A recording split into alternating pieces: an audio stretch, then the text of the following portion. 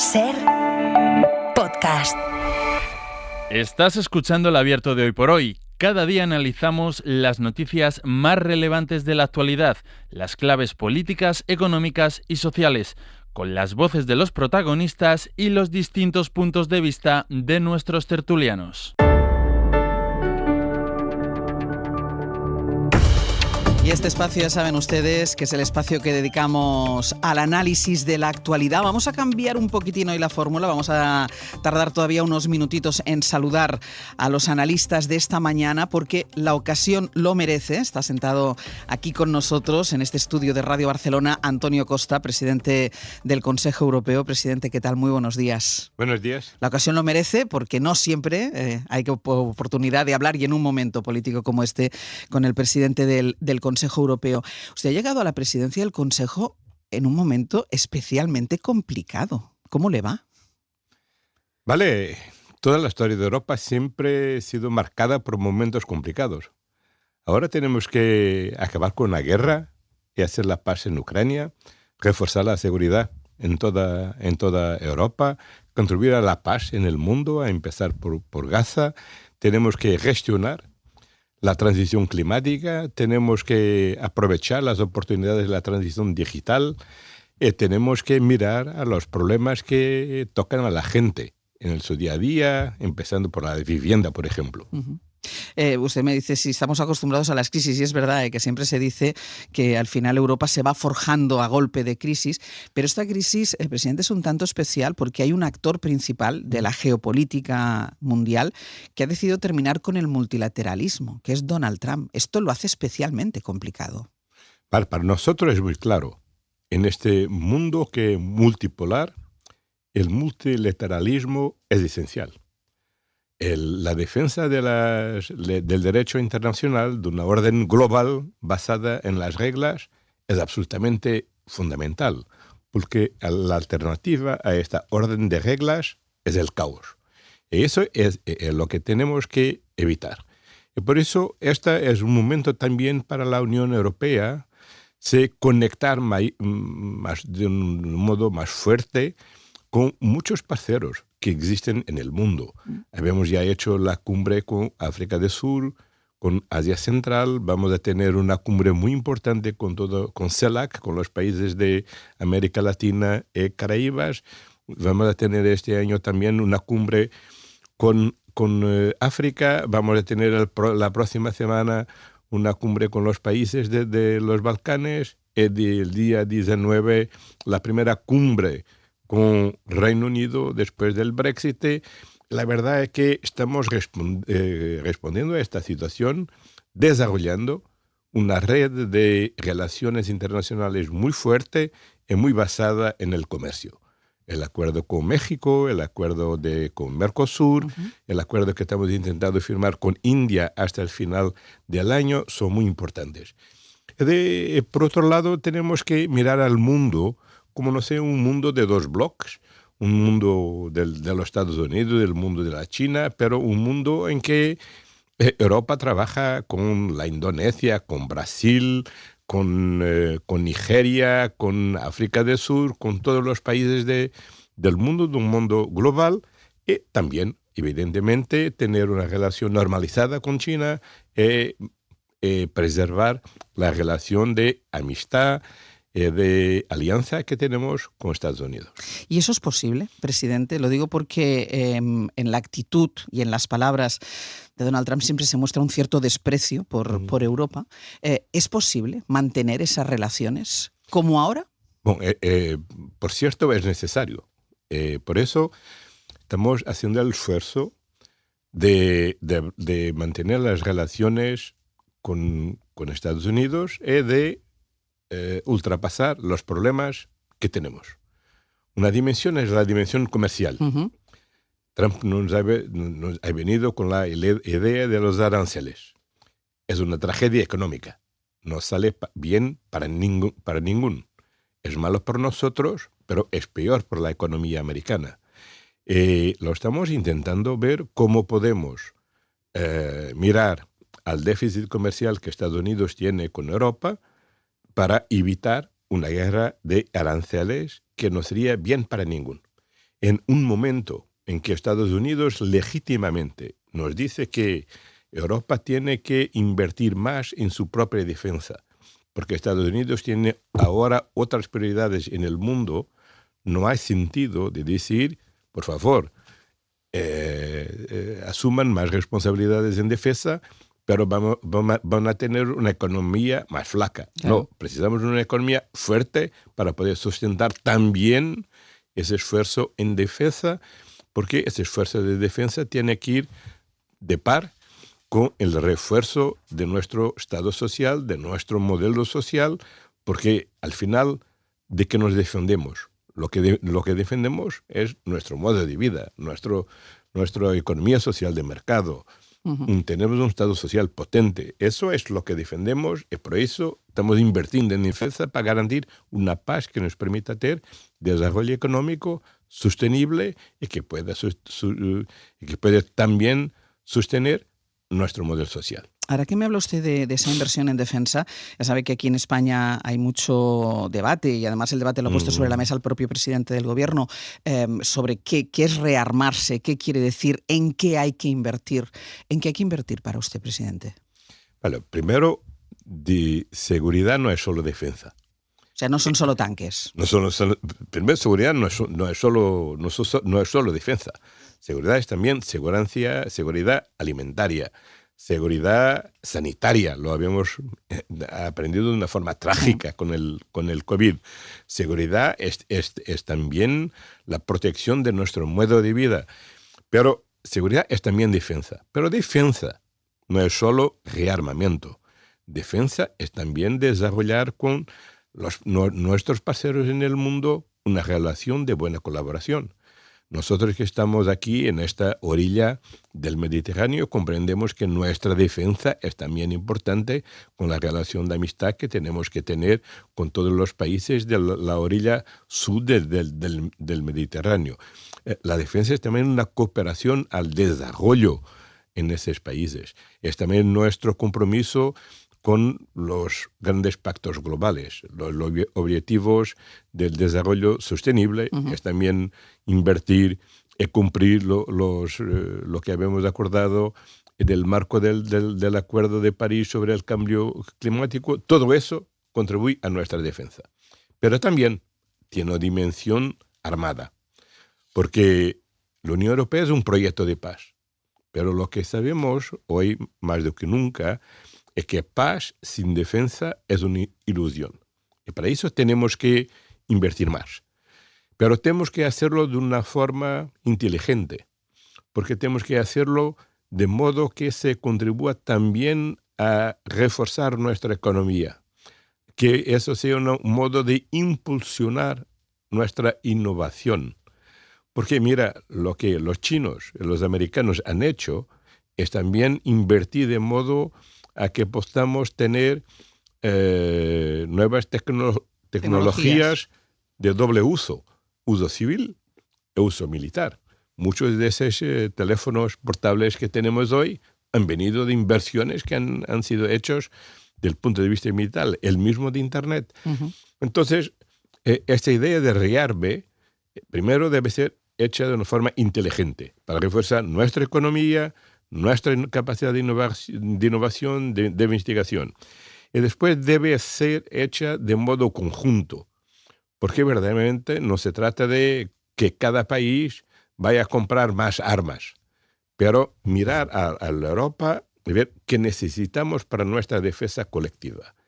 Es eso que el Consejo Europeo ha dicho, ha aprobado diciendo, ahora la prioridad es invertir en las prioridades de capacidades que han sido definidas por la Agencia Europea de Defensa en coherencia con el plano de prioridades de capacidades definidas para NATO, y por eso mucha gente defiende que, además de la inversión nacional, debe haber una inversión europea para capacidades que deben ser vistas y comprendidas como bienes comunes europeos. Y esto, presidente, esta urgencia mayor de la que había antes para esta inversión en defensa tiene que haber porque la OTAN ya no es fiable, dado que el principal aliado, parece que ha cambiado de compañías?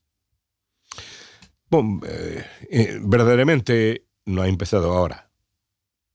Desde el presidente Obama, que los Estados Unidos nos han explicado que tenían otras prioridades geoestratégicas diferentes y que iban a invertir más en otras regiones del mundo do que en las relaciones transatlánticas. Y la verdad es que Europa, en 2014, los países europeos asumieron el compromiso de hasta 2024 invertir al menos 2% del Producto Bruto, su Producto Bruto, en defensa. Unos países han ido más rápido, otros menos rápido, pero la verdad es que en 2024, que era el marco, el año pasado, el conjunto de los 23 Estados miembros de la Unión Europea, que son aliados en NATO, por medio han atingido los 2%.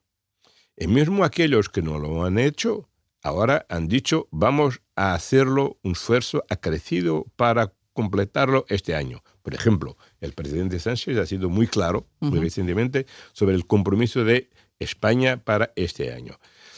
Pero ahora todos estamos mirando a la próxima cumbre de NATO en julio para definir nuevos objetivos.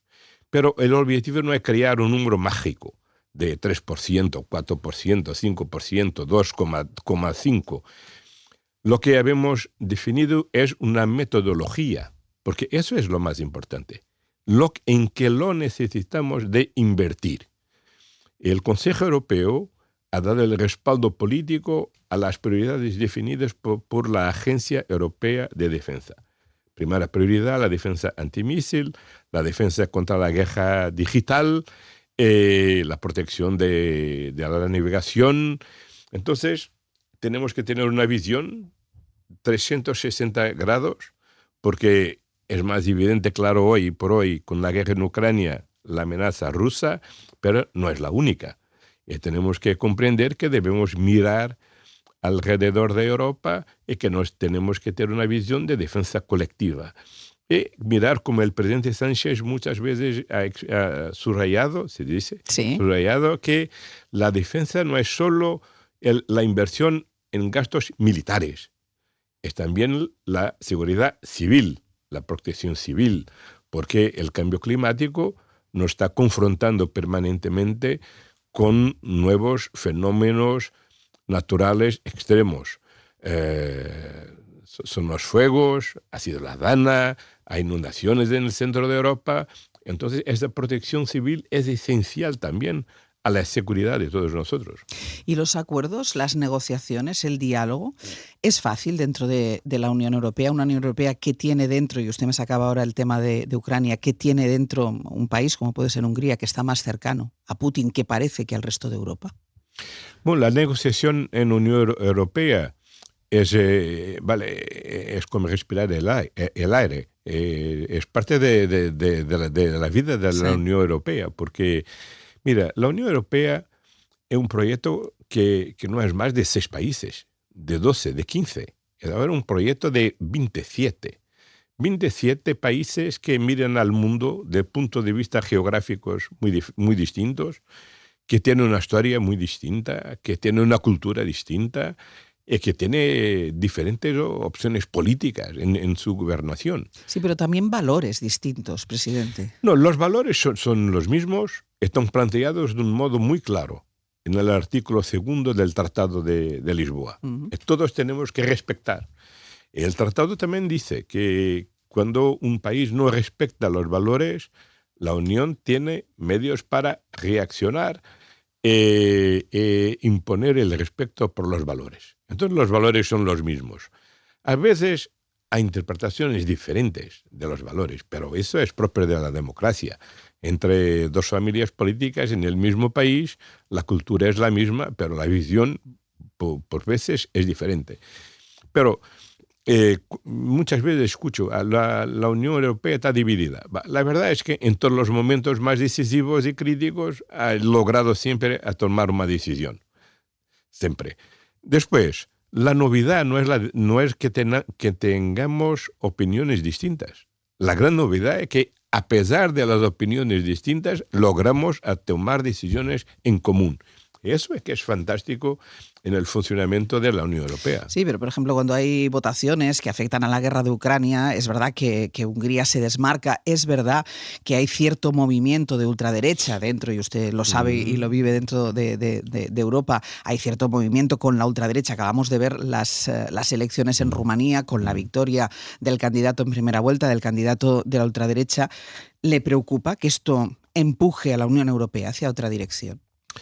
Eso no tiene que ver con la Unión Europea, tiene que ver con un malestar social que existe en nuestras sociedades y sobre lo cual tenemos que reflexionar cuáles son las causas profundas de lo que está ocurriendo en muchos países.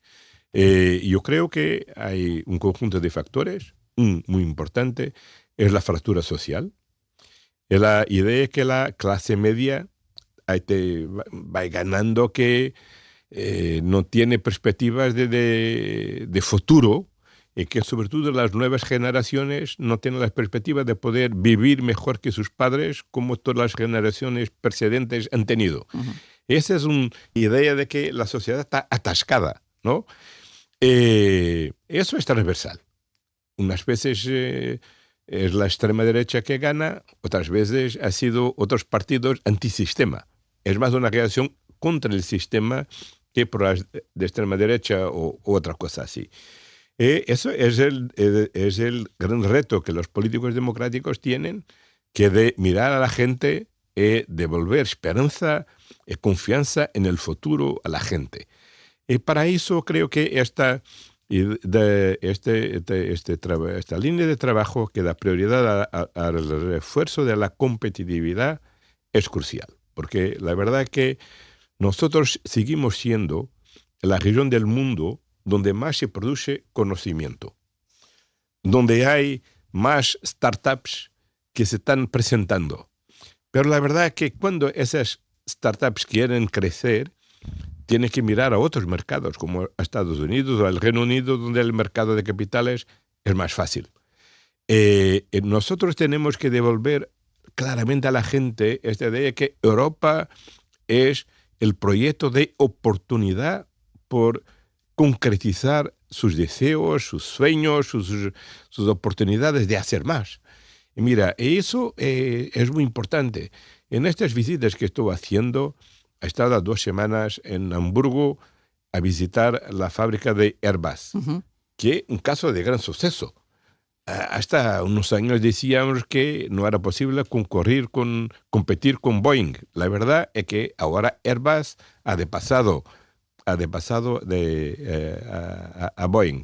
Hoy voy a visitar aquí en Barcelona el supercomputador, el computador cuántico, aquella que ha sido elegida como una de las nuevas 6 fábricas de inteligencia artificial.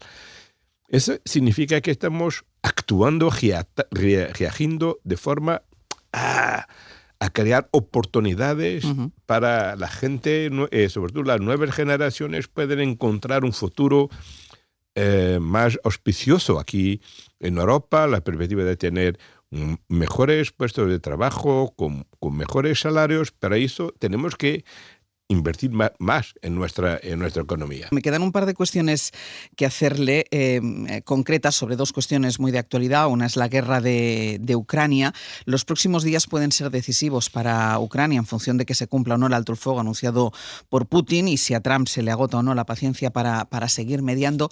¿Qué espera Europa? Bueno, lo que Europa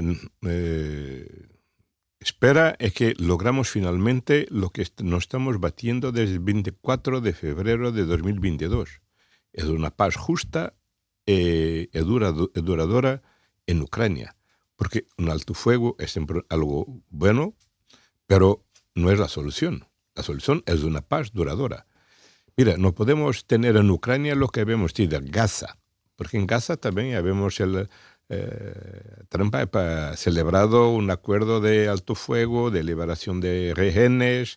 La verdad es que ni los rehenes han sido libertados y claramente estamos muy lejos de un alto fuego y de una paz definitiva en Gaza. Y no podemos hacer el mismo en Ucrania, ni hacer en Ucrania lo que todos nosotros habíamos hecho en Afganistán. Entonces, tenemos que ser más exigentes con nosotros y decir que tenemos que seguir estando con Ucrania hasta que una paz justa y duradera sea posible. Y para eso es muy importante comprender que lo que se está jugando en Ucrania no es solo Ucrania, es el respeto por el derecho internacional. Si el mundo sale diciendo que un gran país como Rusia, que es miembro permanente del Consejo de Seguridad, no tiene que respetar el derecho internacional, ¿cómo vamos a decir algo diferente a todos los países del mundo que tienen ambiciones de no respetar las fronteras de sus vecinos, de la integridad territorial de sus vecinos, el derecho de soberanía de sus vecinos? Verdaderamente lo que está en juego en Ucrania es el respeto por la Carta de las Naciones Unidas. Uh-huh. Y precisamente en este mundo multipolar, para evitar el caos, más de que nunca tenemos que apoyar las instituciones multilaterales, el respeto por el derecho internacional. Una paz justa sin que Ucrania renuncie a su territorio. Vale, solo Ucrania puede decir cuáles son los términos de la paz. Pero el más importante para nosotros es que no podemos tener dudas, primero, quién ha sido el agresor y quién ha sido el agredido. El agresor ha sido Rusia, el agredido ha sido Ucrania.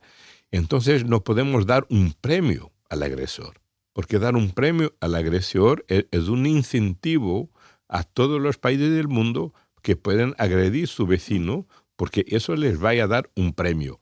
Ese premio no puede existir. Entonces, tenemos que respetar el derecho internacional y tenemos que seguir apoyando a Ucrania y respetar lo que Ucrania puede decir, porque, mira, Ucrania ha hecho algo que era impensable. Si nos recordamos, en febrero de 2022, muchos creíamos que Ucrania no iba a resistir más que 2 días, más que 2 semanas. Y la verdad es que 3 años después, Putin no ha logrado su objetivo de conquistar Ucrania. La verdad es que está después de 2 años contenido en su ofensiva. Va ganando aquí, va ganando allí, pero no consigue el objetivo de conquistar Ucrania.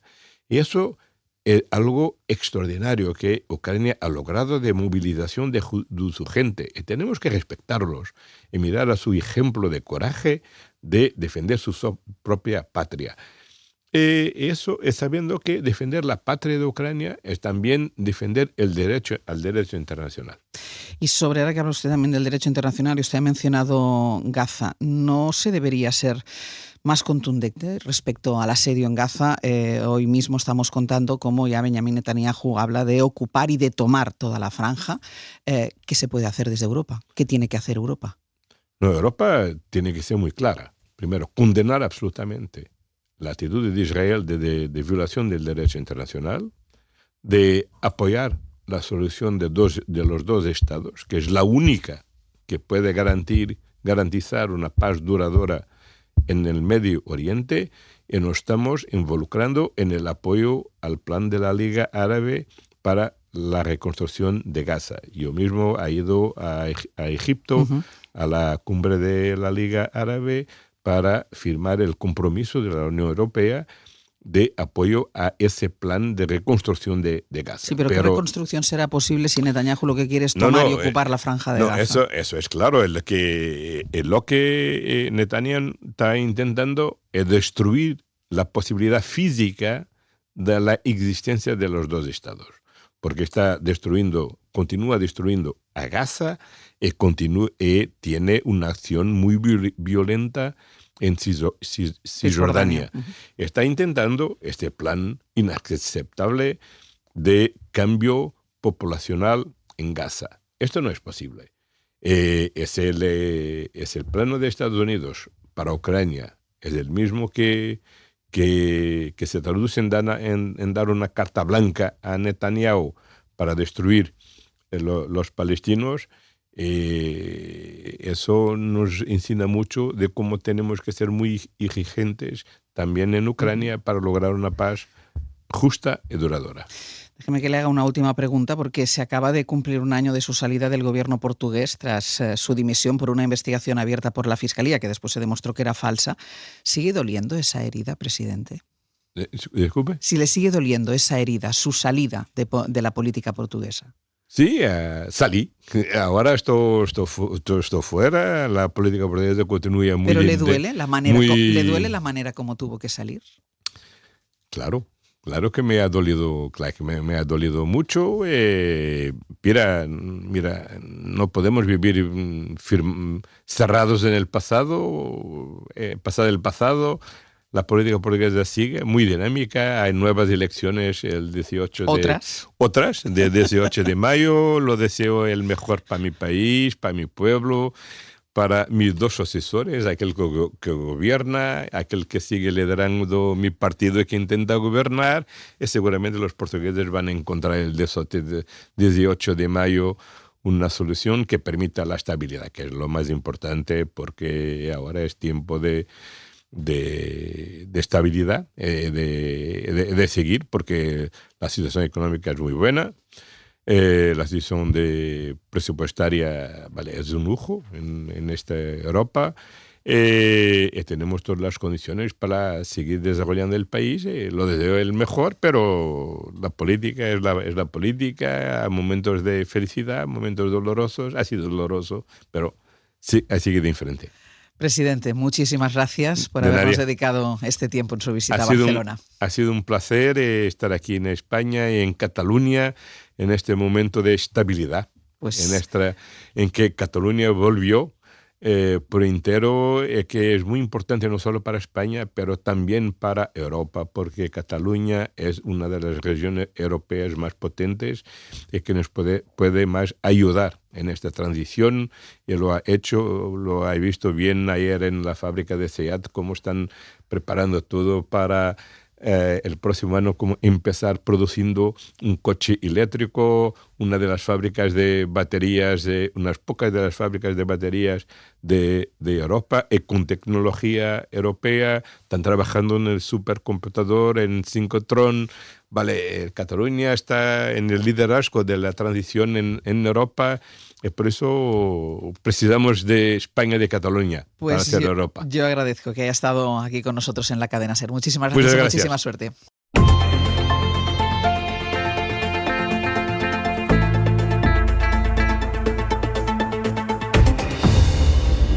Y ahora sí, en el abierto, Cristina Monge, buenos días. ¿Qué tal? Muy buenos días. Joan Subirats, buenos días. ¿Qué tal? Buen día. Ignasi Guardans, muy buenos días. Muy buenos días. Hoy os saludo más tarde de lo habitual, pero teníamos la oportunidad de entrevistar además de manera tranquila, que es como gusta hacer las cosas, al presidente del Consejo Europeo, y valía la pena, Antonio Costa, tenerlo aquí en el estudio. Guardans, no sé qué te ha parecido. Bueno, me ha parecido espléndida. Antonio Costa es de las cabezas mejor amuebladas que hay en el Consejo, en todo lo que es el paquete de liderazgo de la Unión Europea. Es un hombre de una enorme categoría humana y política, como se ha demostrado en esa entrevista. Claro, desgraciadamente su poder es el que es. O sea, hay gente que es difícil a veces entender cómo funciona la Unión Europea. Su papel es de poder blando, ¿no? Quiere decir, es un hombre que no puede estar tomando decisiones, que no ejecuta. Pues ha hablado de Israel, pero no va a salir mañana a tomar una decisión sobre Israel porque no le corresponde a él, ni sobre comercio, ni sobre otras cosas. A él le toca pues arbitrar, consensuar, poner juntos a los distintos líderes a los 27 líderes del Consejo, que no es nada fácil, y tener todo un trabajo, por tanto, nada visible, muy diplomático para el que está muy cualificado, ¿no? Sí. Pero vamos, sí, tu entrevista, y si me permites, no, si es peloteo esto, pero creo que has hecho una entrevista espléndida, o sea, que has tocado todos los temas que había que tocar y le has puesto enfrente de los distintos temas, así que es una entrevista para grabar y escuchar. A mí sí me parece, además los dos han asentido con la cabeza cuando hablabas tú de las cualidades de Antonio Costa. Joan, a mí sí me parece de esas personas con autoridad moral cuando habla, es decir, de esas personas a la que hay que escuchar. Es verdad que luego su capacidad de decisión dentro de Europa es la que es, pero es de esas personas que yo creo que hay que escuchar, y entiendo que en el seno de Europa se le escucha. Bueno, son de esas personas que tienen una trayectoria que lo avala, ¿no? Claro. Es decir, yo lo conocí cuando era alcalde de Lisboa y, digamos, se bregó siendo alcalde de Lisboa, que es una ciudad importante y que durante su época se empezó una transformación espectacular que la gente que ha visitado Lisboa ha podido comprobar. Luego fue presidente digamos, primer ministro, mejor dicho, del gobierno de Portugal. Y ahora, digamos, le ha tocado ser presidente del Consejo. También lo conocí como presidente, como primer ministro portugués, porque estuve en una bilateral, digamos, de los gobiernos de España y Portugal. Y allí también, digamos, constantemente pone de relieve esto que ahora comentaba Ignasi, ¿no?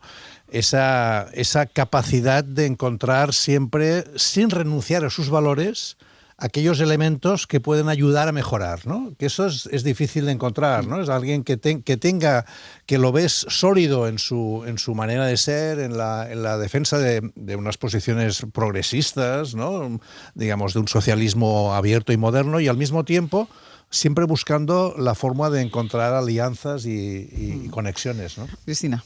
Pues me uno al peloteo, porque ha sido una delicia de entrevista. Estábamos aquí pegados detrás del cristal escuchándola. Yo no lo conocía personalmente y la verdad es que me ha sorprendido mucho su capacidad de comunicación. Sí, a mí también. Uno de esos políticos que, pese a pertenecer a las grandes élites políticas, ¿no?, nada menos que presidente del Consejo, ha sido capaz de explicar de una forma muy clara y muy directa muchos de los grandes marcos y conceptos que se están moviendo hoy en la actualidad, ¿no? La forma que ha tenido de explicar que esto va de multilateralismo o caos, con la palabra caos, me ha parecido absolutamente brillante, ¿no? Muy pocas veces se consigue un análisis así tan certero y tan claro. Y me ha sorprendido también la forma en que una persona como ella reconoce esa ruptura transversal a todos los países que hay en las sociedades, debido, entre otras cosas, a unas clases medias que en estos momentos consideran que están en retroceso, tienen la percepción de que sus hijos van a vivir peor, etcétera, etcétera. Ese concepto, ¿no?, de sociedad bloqueada, ¿no? Justamente, sí, sociedad bloqueada es lo que ha dicho exactamente, sí, que me ha gustado mucho como idea, porque creo que explica muy bien lo que está pasando y no es fácil explicarlo de una manera tan directa, ¿no?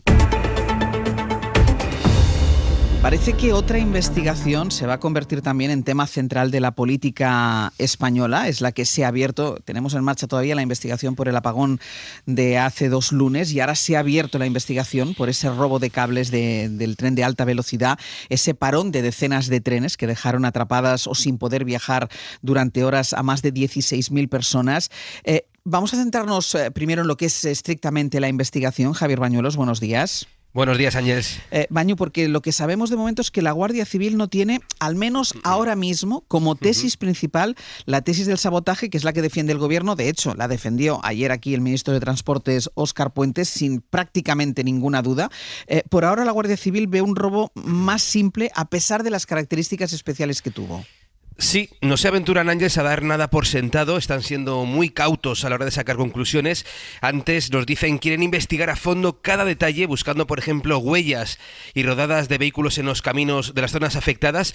Lo cierto es que la investigación no está siendo nada sencilla. El asalto se produjo, como sabéis, de forma simultánea, en una zona ciega, sin cámaras de seguridad, y bueno, eso está complicando bastante el trabajo de la Policía Judicial. La Guardia Civil, que de momento lo investiga como un robo sin más, no mencionan, como dice, esa hipótesis del sabotaje. De hecho, ya apuntábamos a las 8 que si estuviese tan claro el móvil del boicot, por ejemplo, habría entrado en juego el CNI, y según ha sabido ser, bueno, pues de momento el Servicio Secreto Español de momento no se ha incorporado a esta investigación. El ministro de Transportes sí fue bastante categórico ayer aquí en ASER por la mañana, pero por la tarde, Ángeles, Óscar Puente, tras visitar una de las zonas afectadas, modulaba su mensaje de esta forma. Solamente hay 2 posibilidades, 2 hipótesis, una la económica, la otra la de hacer daño. No podemos descartar al 100% ninguna de las 2, pero es evidente que la hipótesis que es más plausible es la de la voluntad deliberada de causar un daño en esta vía. Bueno, el ministro que apuntaba ahora que no se puede descartar ninguna de las 2, aunque sí se inclina más por ese sabotaje, según el ministro, primero por el escaso valor de los 150 metros de cable que se llevaron apenas unos 300 euros en el mercado negro, y segundo porque se cortó un cable muy útil para la seguridad ferroviaria que permite, recordemos, monitorizar en tiempo real por dónde pasan los trenes. Lo que sí está claro, Ángeles, y en eso coinciden todas las fuentes de la investigación que hemos consultado, es que los asaltantes sabían perfectamente lo que hacían. Gracias. Un abrazo. Y lo que pasó le sirve al Partido Popular y a Vox también, lo que pasó con los trenes, pero lo que pasó el lunes anterior con el apagón le sirve a la derecha y a la ultraderecha en este país para recuperar la retórica acerca de que España es un caos, de que no funciona nada en este país. Ahí pone el acento ahora el Partido Popular, que asegura que el problema es un gobierno incompetente y un gobierno de gestión ineficaz. Anoche lo decía así Borja Semper en Hora 25. No, lo que llama la atención es la determinación, la rotundidad con la que el ministro Puente está afirmando como hipótesis más factible que se trata de un sabotaje. No entendemos muy bien, además, tampoco la orientación o la necesidad de hacerlo, ¿no? Parece claro que el robo de cobre es demasiado habitual. Lo más grave es el trato a los miles de viajeros que se han sentido muy desatendidos, que han estado horas abandonados, se han sentido abandonados en muchos trenes en España. Hay una imagen y una de rotundidad de ineficacia de este gobierno. Esto es lo verdaderamente grave y lo que el Partido Popular, como partido de la oposición, tiene que señalar.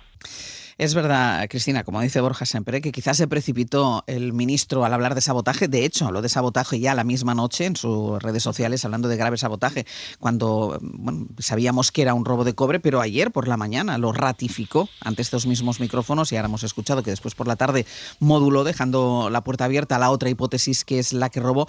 Pero claro, de aquí también a transmitir la sensación de caos que quiere transmitir el Partido Popular, de un país en el que nada funciona, yo creo que hay un término medio. Ya lo creo que hay un amplio término medio, un amplio ¿no? abanico. Efectivamente, un amplio abanico, porque la verdad es que es lamentable estos asuntos de robo, sea o no sabotaje, lo que está claro es que es robo.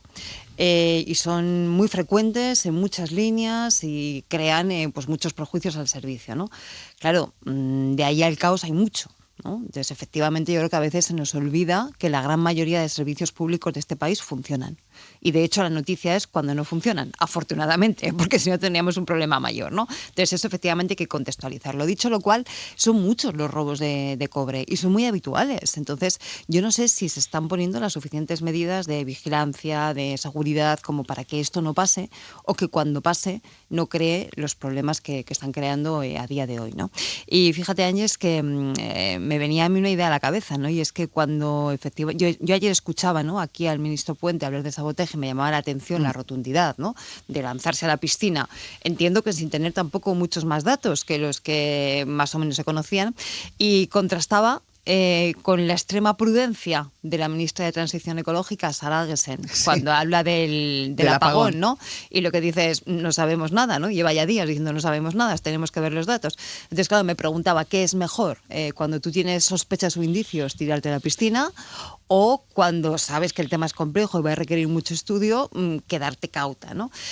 Porque luego oigo críticas de una cosa y de la otra. Te iba a decir, es que si escuchas a la oposición, claro, la crítica porque no se sabe todavía qué ha pasado en el caso del apagón y la precipitación en el caso de los trenes. Justamente, con lo cual, pues bueno, es un tema desde el punto de vista de política de comunicación, entiendo que allí hay todo un tema de desarrollo. Joan. Sí, yo creo que, claro, a mí me sorprendió tanto la rotundidad del ministro como la rotundidad de Borja Semper, porque leí unas declaraciones que decía que ayer fue el robo de cobre y el caos ferroviario, que la semana anterior fue el caos del apagón y que antes todo y que una cosa tapa la otra y al final se tapa pues al hermano del presidente de Sánchez, ¿no? Con lo cual ya no entendí nada, porque entonces pasaba, ¿no? Pasé a ver si va a ser el Pedro Sánchez el que roba el cobre. Exacto, y el que apaga la luz. Entonces ya digo, y claro, si hablamos de ineptitud y de falta de capacidad para gestionar las cosas, no sé, el recuerdo de Valencia. Es decir, yo creo que vamos mal. Si en una sociedad tan compleja como la que tenemos, donde hay tanta dificultad en que las cosas funcionen de manera ordenada, porque estamos hablando de 15.000 kilómetros de líneas ferroviarias, ¿no?, de miles de kilómetros de alta velocidad, con una cantidad de variables que tienen que funcionar todas para que funcione bien, y el país funciona muy bien en relación a la complejidad que tenemos. Por lo tanto, debería ser una cuestión, yo diría, ya sé que es pedir peras al olmo, ¿no? Fuera del partidismo, el intentar conseguir que el país siga funcionando. Ahora, por ejemplo, en el tema este del cobre, que realmente en Cataluña tenemos una larguísima experiencia de caos ferroviario provocado por este tema, lo que me pregunto es, a ver, hay dos posibilidades. Una, conseguir que blindar todas las líneas ferroviarias para que sean un búnker y sea imposible, digamos, robar. O también, digamos, controlar qué hacen con el cobre después. Porque al final este cobre lo tendrán que vender a alguien. Tendrá que salir al y por mercado. lo tanto, ese cobre formará parte del mercado, digamos de cobre en el cual se utiliza. Por lo tanto, a lo mejor, si lograran romper con esa línea de venta de cobre, habría más dificultades. En relación al tema del sabotaje, hombre, hay una parte que tiene razón el ministro Puente, ¿no? Porque, claro, son 5 puntos distintos de manera coordinada. Y puntos sensibles, en sitios sensibles, en un sitio donde no había, o sea, muy pensado en relación a un poco beneficio económico, ¿no? Entonces, yo diría que aparentemente es un robo, pero tiene visos de ser, digamos, estratégicamente pensado, ¿no? Ignasi, claro. Bueno, yo me haría en la línea de lo que está diciendo Subirats, que efectivamente primero esto no es nuevo, ¿no? Esto no es nuevo y por tanto la sensación de que es la primera vez que ocurre y no lo es. O sea, en Cataluña ha habido robos de cobre anteriores y por tanto sí creo que ha habido una dejadez policial y judicial en este tema y legislativa. Porque aunque fuera un robo, o sea, aunque fuera estrictamente por el valor del cobre, cuando tú robas alguna cosa, alguien roba alguna cosa y eso tiene unas consecuencias para la seguridad pública, para el interés público colectivo, interés estructural, estratégico, pues eso debe tener consecuencias mucho más allá del valor del cobre. Y por tanto, si hay que ir a modificar el Código Penal y endurecer durísimamente o seriamente la persecución de esto, ya estaríamos en otra situación y también probablemente las fuerzas de orden público se lo tomarían de otra manera. Y lo que decía en este momento Joan es muy sencillo, o sea, no es posible que podemos tener controlado el mercado de droga y demás y no sepamos quiénes son los que compran cobre, ¿no? De segunda mano. Quiere decir que eso, hay aquí una dejadez seria. Y digo por cambiar el foco, que el foco no es solo lo que haya hecho o no haya hecho Óscar Puente. Creo que aquí el Ministerio del Interior tiene que dar la cara. Y tiene que dar la cara las instrucciones judiciales que ha habido en el pasado sobre este tema. Y tiene que dar la cara a la policía.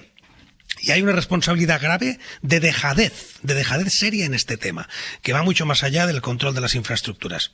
A partir de ahí, la propia infraestructura, es verdad, no es fácil poner cámaras en cientos y cientos y cientos de kilómetros de ferrocarril, ¿no? O sea, no es, bueno, pues probablemente que alguna más quizás se puede poner, quizás se puede electrificar, quizás se puede poner alguna cosa más, es posible y por tanto también ahí hay responsabilidad. Por tanto, creo que sí, que a nosotros nos toca tener la cabeza un poco más fría, decirle a Óscar Puente que no es serio pues salir hablando de sabotaje cuando no se tiene información, porque a lo mejor sí que hay un cobre, sí que hay una situación de robo de chorizos, que podríamos decir, o sea, unos chorizos que han hecho un daño superior a lo que buscaban, no lo sabemos, pero claro, también es gravemente irresponsable por parte del Partido Popular esta sensación tan poco patriótica, tan poco ciudadana, tan poco democrática en el fondo, de cuanto peor, mejor, y de generar esa sensación de que el país se cae, de que todo está mal, de que todo se hunde solo por interés partidista. Eso me parece muy irresponsable e, insisto, muy poco patriótico, que es algo que, aunque no estemos acostumbrados, creo que se le podría pedir a un diputado o al jefe de la oposición. Porque el país, además, mayoritariamente funciona. A veces se estropean las cosas, pero como se estropean en nuestras casas. Claro. Que de golpe se estropea la caldera y de seguida la nevera y después la lavadora. Y además con un comportamiento que todo el mundo ha valorado de cómo la ciudadanía se comporta en estos casos. Es decir, que lo del apagón fue espectacular también. Sí. ¿No? Incluso el caos de los trenes, porque al final hay mucha resignación por parte del ciudadano. Sí, es verdad que hablabais ahora de reforzar la seguridad, plantearlo, también plantear la atención a los ciudadanos que se quedan bloqueados y que se pasan horas en los trenes. También es algo que tanto Renfe como el resto de compañías, porque también aquí ha habido una confusión tremenda. Todo el mundo ha atribuido a Renfe el problema y había gente que estaba viajando en Irio, en Wigo, estaba viajando en otras compañías. También intentar reforzar el servicio al ciudadano. No sé si vas a decir algo. Sí, no, que esta reflexión que estamos haciendo ahora, decíamos, a ver, que tengamos un apagón no quiere decir que el sistema eléctrico no funcione. Que haya problemas con los trenes no quiere decir que el servicio de trenes no funcione, aunque es mejorable. Que haya un problema con un servicio público no quiere decir que no funcione. Claro, es noticia el momento en que no funciona. Y por eso yo decía antes, afortunadamente, imaginemos que fuera noticia que algo funciona, porque fuera lo excepcional, ¿no? Sería un desastre.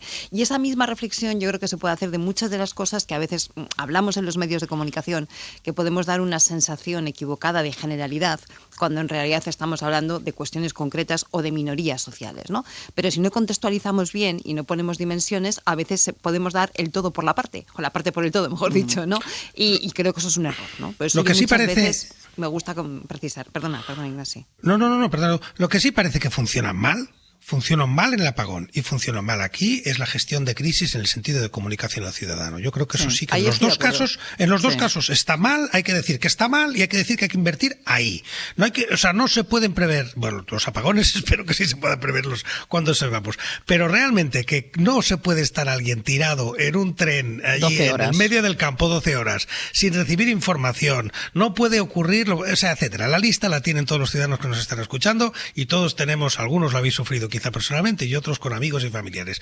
No es posible la gestión de crisis que hay en España. Está mal hecha, está en el elemento de comunicación claramente y probablemente en otros muchos. Y por tanto ahí sí que creo que con urgencia hay que sentarse y corregir eso.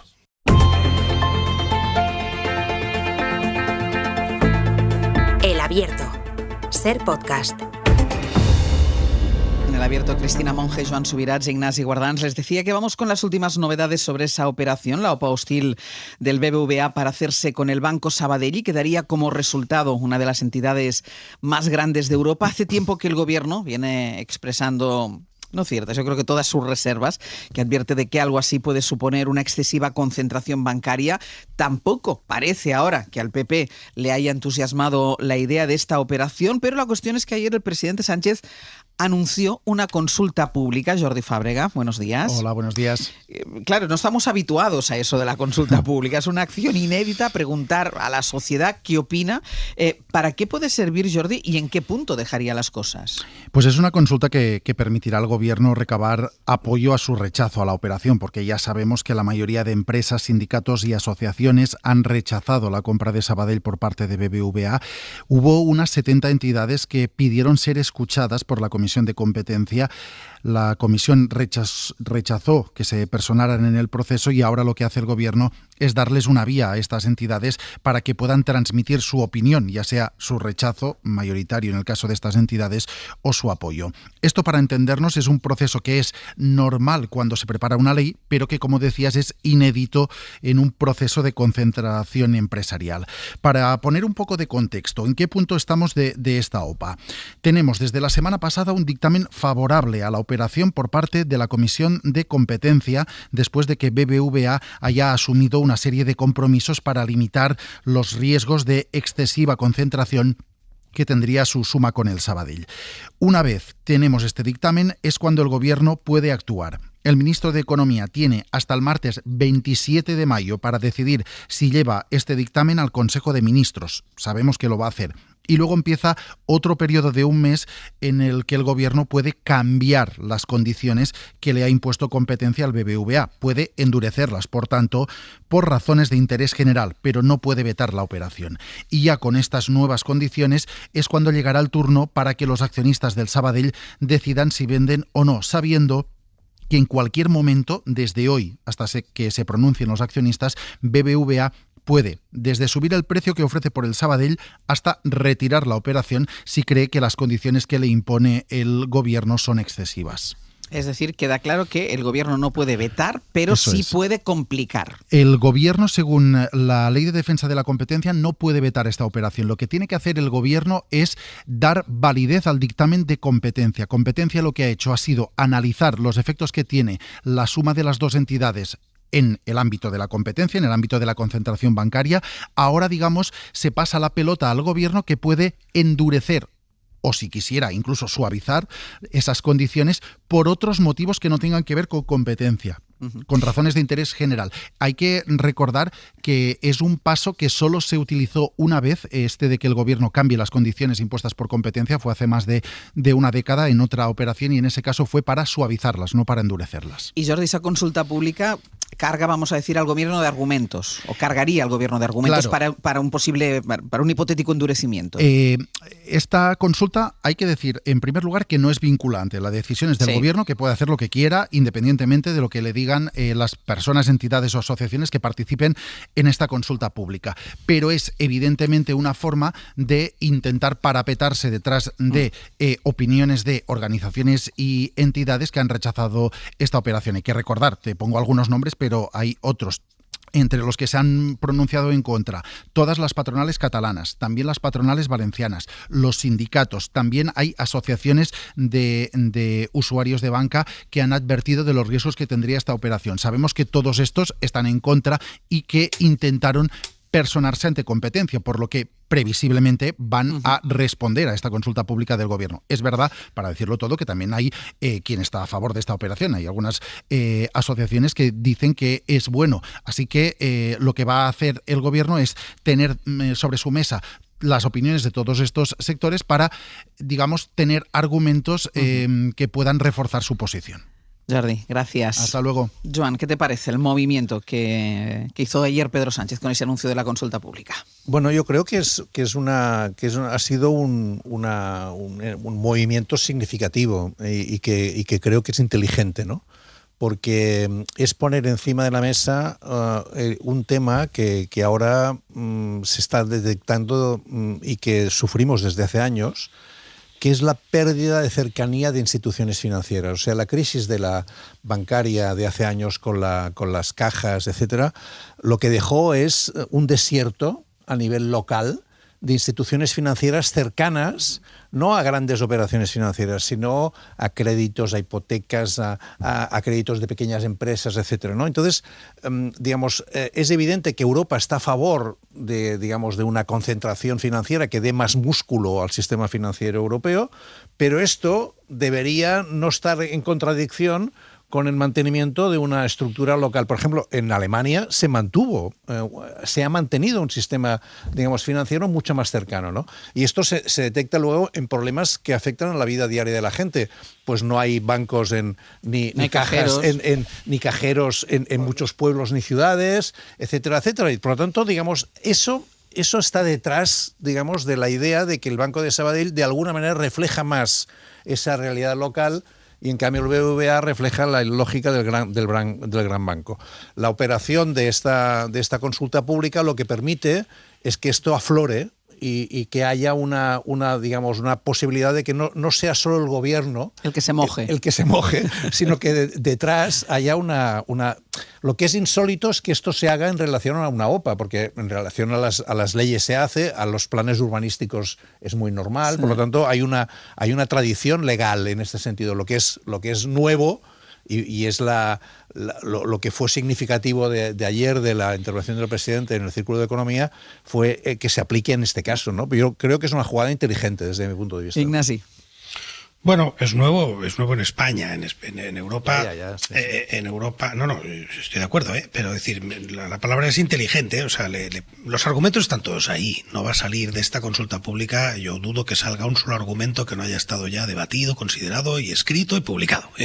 Me cuesta mucho creer que alguien tenga algo más que decir que lo que ya se ha dicho, pero es verdad que el gobierno pues le permitirá ampararse, otros dirían esconderse o apoyarse, que cada uno escoja la palabra que quiera, sobre cosas que se digan y que procedan pues de la sociedad civil o de los actores económicos, ¿no? En ese sentido, pues sí, me parece una actuación inteligente, pero realmente yo creo que aquí esto no se puede resolver en términos patrióticos, en términos emocionales. Pues está bien el argumento de la cercanía, pero eso se corrige pues con reglamentación. Reglamentación. O sea, tú puedes exigir que los bancos pongan un cajero cada X tal, como lo exiges a las farmacias, y ya está. Y no hay más que sacar un decreto sobre a qué distancia tiene que estar un cajero del siguiente.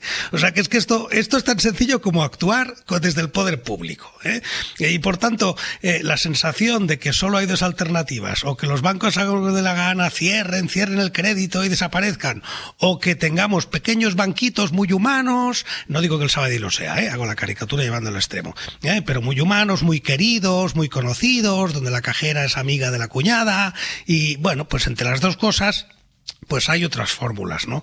Y la realidad es que Europa necesita músculo financiero que no tiene. Y que, por ejemplo, hace un momento hablabas con Antonio Costa, de la inversión en defensa, hay tantas cosas que necesita un mercado de capitales europeo que tiene que estar compitiendo a nivel planetario y que necesita estructuras financieras fuertes. ¿Esta es la que tiene que ser? O a lo mejor tendría que ser otra la que tenga ese tamaño. Eso ya lo discutiremos. Y puede que no sea esta, yo no digo que tenga que ser esta, pero sí me gustaría ver en Europa menos bancos y más fuertes, lo digo así de claro. Y a su vez, que esos menos bancos y más fuertes tengan una reglamentación pública sobre lo que pueden y lo que no pueden hacer, y sobre las obligaciones que tienen, y sobre cómo se remuneran sus directivos, y sobre a qué distancia tiene que estar un cajero del siguiente, y sobre cómo atienden las zonas rurales. Todo eso puede ser y puede ser a la vez. Cristina. El sector bancario y financiero es uno de los que tiene más impacto en el día a día de la gente, ¿no? Cada vez que hablamos de estas cosas me llama una amiga mía que vive en el Pirineo Aragonés y me dice, por favor, recuerda que aquí tenemos problemas para pagar con tarjeta muchas de las transacciones del día a día porque no funcionan, porque no hay conexión, pero es que incluso algunos trámites oficiales, el pago de una tasa, etcétera, solamente se puede hacer online y con tarjeta, ¿no? Y eso a nosotros nos dificulta la vida y eso también es una realidad que la tenemos ahí. Ayer el presidente del gobierno, cuando anunciaba esta consulta, justamente también incidía en esto y decía, yo también quiero un sector financiero potente, robusto y por lo tanto con más concentración en el ámbito europeo, pero eso no puede ir en menoscabo del servicio que tienen que dar las entidades financieras a todos y cada uno de los habitantes, ¿no? A todas y cada uno de los vecinos y vecinas, vivan donde vivan, en grandes ciudades como Barcelona o Madrid o en pequeños pueblecitos como este de mi amiga en el Pirineo de Huesca, ¿no? Dicho lo cual, en materia de gobernanza, a mí me parece que esto es muy interesante. Yo no sé si el presidente del gobierno lo ha hecho para ganar tiempo y ha sido una cuestión de estrategia, pero realmente ojalá sentara un precedente para que cada vez que hay que tomar decisiones o que hay que plantear posturas por parte del gobierno se pusieran en marcha este tipo de consultas, ¿no? De consultas que en algunos casos vienen regidas por la ley, vale, pero más allá de lo que la ley establece, este tipo de conversaciones con la gente que está más afectada o que tiene algo que decir, ¿no? A partir de ahí, claro, hay mucho que saber todavía. ¿Quién va a participar en esas consultas? ¿Quiénes van a ser los consultados? ¿Qué procedimiento se va a hacer? Simplemente va a ser una cuestión abierta. Aquí Joan lo sabe perfectamente, hay metodologías, ¿no?, para hacer este tipo de consultas y no es indiferente que se utilicen unas u otras. Y finalmente, obviamente, como bien se recordaba en la pieza, esto no es vinculante, faltaría más. La decisión la tiene que tomar quien tenga que tomarla, ¿no? Pero tendrá ya argumentos para justificar su decisión y, por cierto, depende cómo se haga, podrá encontrar argumentos para justificar tanto una decisión como su contraria. Claro. ¿No? Bueno, entonces, en ese sentido, sí que me parece que es una idea inteligente, pero más allá de eso, desde el punto de vista de la gobernanza, de cómo se toman las decisiones, ojalá esto fuera mucho más habitual y no estuviéramos aquí sorprendiéndonos, ¿no? Una última cosa que nos llevará casi al principio cuando escuchábamos al Partido Popular hablar de caos por lo que ha pasado estos últimos lunes, y es que el Partido Popular ha decidido también por fin que va a votar, que es lo que va a votar en el Congreso el jueves cuando llegue el decreto con el que el Gobierno quiere aliviar los efectos que puedan tener los aranceles impuestos por Donald Trump. El PP va a votar finalmente que no. Josué Coello, buenos días. Hola de nuevo, Ángels. Porque, claro, ellos dicen, hemos pedido muchas cosas y nada se contempla en ese decreto. Habían pedido, por ejemplo, la prórroga de la vida de las centrales nucleares, pero no habían aclarado si finalmente iban a abstenerse o iban a votar en contra. Eso es relevante porque el voto negativo del PP podía tumbar las medidas antiaranceles. Sabemos ya desde ayer que este voto va a ser un no, pero ahora lo que se espera es que el decreto salga adelante porque Podemos se acabe absteniendo.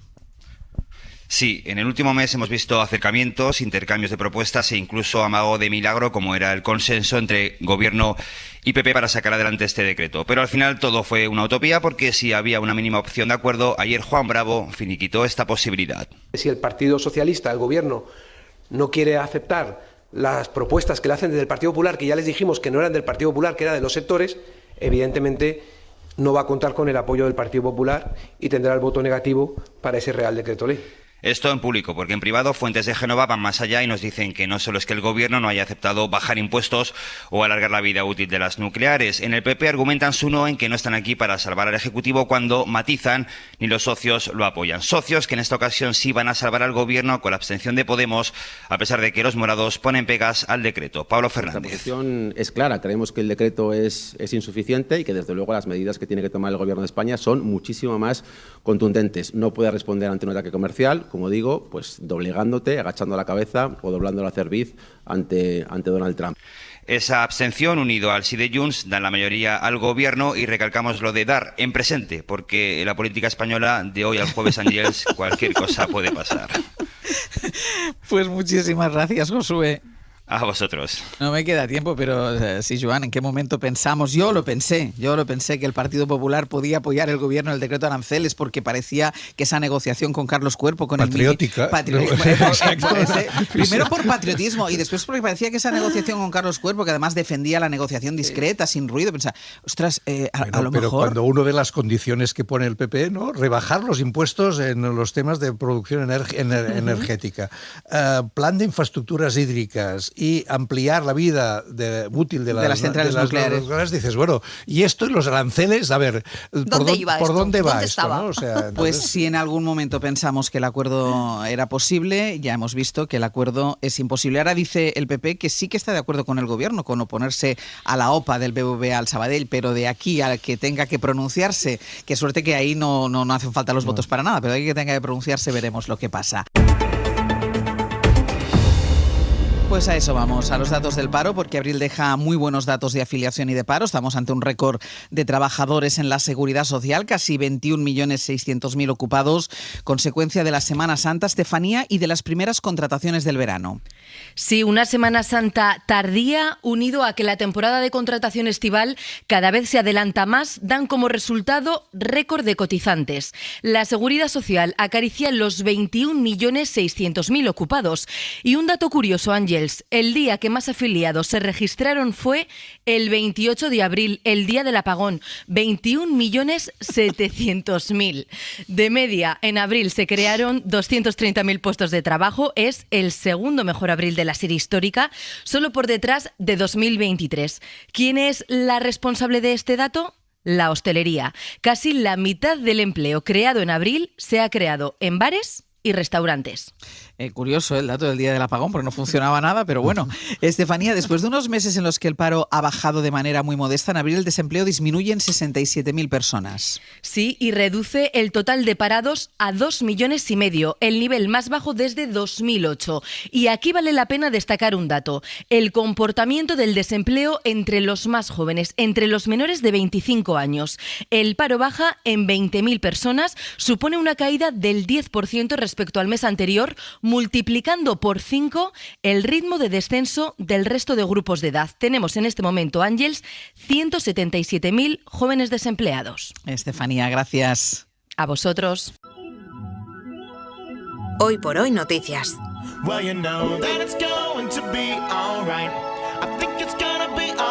Ser podcast.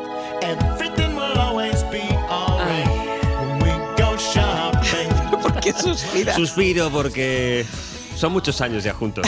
Pepe Rubio, Sergio Castro. ¿Qué tal? Días. Muy buenas. Sergio, ¿me echas de menos? Muchísimo. No puedes imaginarte cuánto. Ya me lo imagino. Arden deseos de que mañana algo de ti haya. Algo de mí. Es una canción de. La está rezando a la pantalla ahora mismo. A Camilo Sesto. De Camilo Sesto. Claro. Gracias, Pou. Venga, pues contadnos. Bueno, pues a partir de ahora con Aitana Castaño y Nacho Carretero vamos a hacer algo que hacen la gente que, como tú y Sastre, lleváis mucho tiempo juntos: ir de compras. Pero ojo, ¿es lo mismo hacer la compra que ir de compras? Pues lo vamos a ver. Y luego otra cuestión importante: se está perdiendo en realidad el arte de ir de compras. Ahora con las nuevas tecnologías, sí es verdad, todo te llega a casa, pero el testarlo, el probarlo, el tocarlo, ¿es lo mismo? No lo sé. Lo vamos a tratar con Mercedes Cebrián, autora del ensayo Estimada Clientela, una celebración del arte de ir de compras. Vale. Bueno, después mis experiencias con Chema Rodríguez, nos vamos a Sevilla con él para conocer a Flori, 77 años, activista vecinal y cultural, que no ha parado de hacer cosas para los demás, de toda la vida. Y de Flori nos vamos a las flores del jardín de Eduardo Barba. Qué bien hilado, maravilloso. Sí. Lo primero es que ya están preparados nuestros compañeros para coger el teléfono para cualquier consulta que quieran hacer a nuestro jardinero Eduardo Barba, 900-100-800 a partir de ya. Y además nuestro jardinero nos explicará un fenómeno bien curioso, cómo las plantas se comunican con animales para cumplir sus objetivos. Es decir, ahora que están tan primaverales las cosas, pues esas esas flores que están tan vivas en pleno mayo, pues le hacen ojitos a las abejas. Ven por mi polen, ¿no?